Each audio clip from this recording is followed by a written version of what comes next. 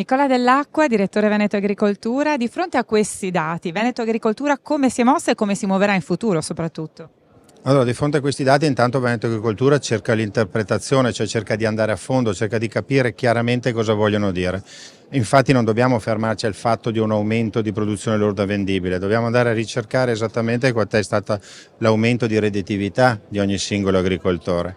E quindi Veneto Agricoltura, insieme alle associazioni e con la Regione Veneto, cercando di analizzare bene questi dati, poi deve nelle sue campagne e tramite i suoi operatori andare a fare quelle innovazioni che siano viste sia sempre sotto la sostenibilità ambientale, ma che diano maggiore redditività all'impresa. Quindi si parla ancora una volta di innovazione. Assolutamente sì, siamo alla Fiera dell'Innovazione.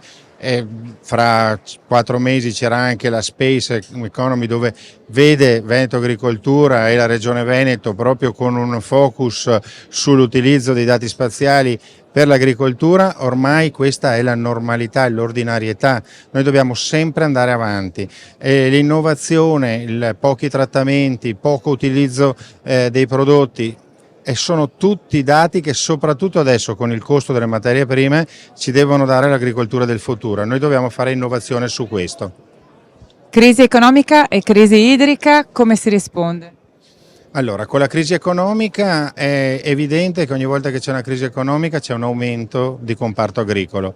I 60.000 dipendenti in più, e parlo di dipendenti, non parlo di partite IVA, ma di dipendenti in più che il settore agricolo ha assorbito quest'anno, ci dice che c'è una crisi economica. Il settore agricolo è sempre stato polmone e dobbiamo qualificare, come speriamo di poter fare sempre con la Regione Veneto, qualificare questa conformazione, questi nuovi dipendenti.